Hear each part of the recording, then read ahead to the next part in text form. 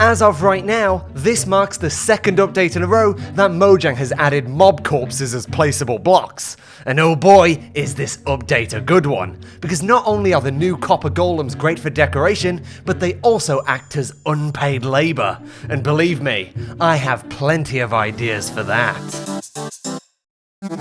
Oh boy, it's snapshot time! And you know what that means? My testing wall gets filled with disgusting, ugly fog because I don't have the option to disable it as usual. Yes, I'm going to complain about this every single time until they add an option to disable it! Ah! But what it also means is we have new features to play around with, mainly the new copper golem. And when I say this, I really mean it. This is one of the best features Mojang has added in years. I love this little dude. Hello, hello. Come on. Whatever, fine. I tried. Yeah, run away. One thing I was curious about is, let's say we have a copper chest with a stack of carrots, and this acts as an input. And then we have two normal chests as outputs, but equidistant from each other. How does the copper golem react to this? Which chest do they prioritize? And for the most part, it does seem to be random. He'll check the first one, and then he'll just put all the carrots into that one. He doesn't really split it or anything.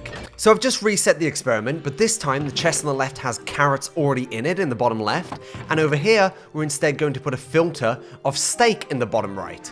Now when we place down the copper golem, you'll see that he'll check the first chest he comes across, which will be the right one, but he'll notice it already has steak inside. Thus, he'll move to the next closest chest, being the one on his left, notice there are carrots inside, and actually put the carrots inside of it. And what you just notice is the carrots he puts in goes to the top left. It doesn't actually stack to the ones already in there, which means we can actually use a single carrot as a filter in the bottom right of a chest to dictate his movement path. So using these mechanics, I've actually made an example of a functional restaurant in Minecraft, where the copper golem acts as the waiters. So what I can do is I can sit at this table over here, and this magenta shulker box down here, this just acts as a return filter. If I grab this blue shulker box over here and place it down, I can then grab the paper and then using this anvil, rename them to various foods I would like to order. So I'm going to have a cookie, and then for a drink, I'm thinking I can have a soda. What I then do is I place down my order in the shulker box, I break it, boom.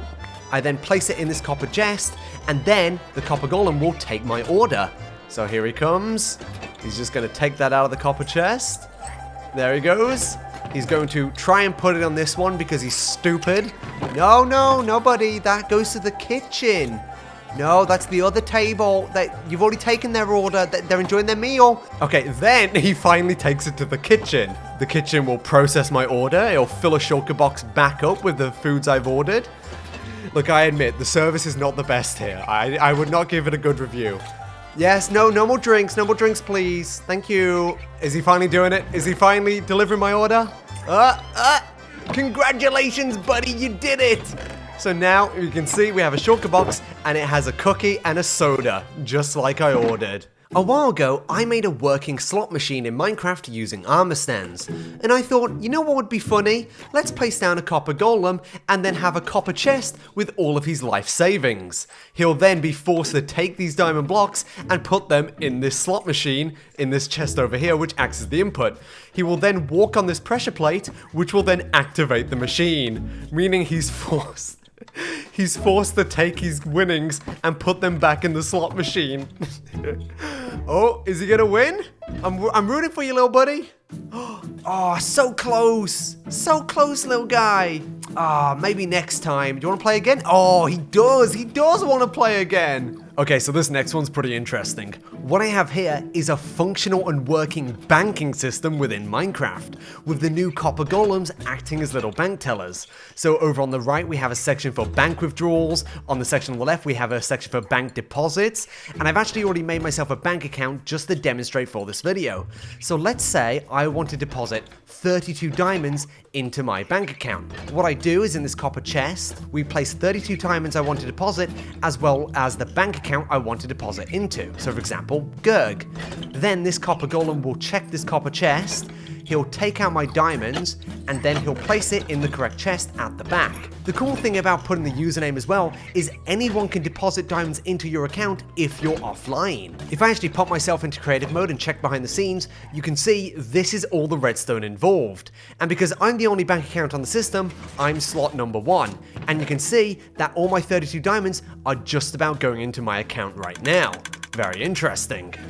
Now, let's say you want to make a deposit out of your account, you don't just use your username, but you'd use a second piece of paper called secret password. Well, mine's secret. This would be a secret password, right?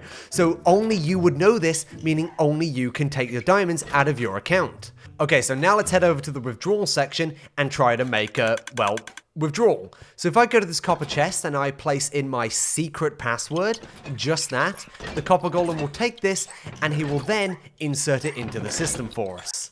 No, it doesn't go into that chest, golem. Try the other one. Thank you. Okay, he's then deposited it into this chest.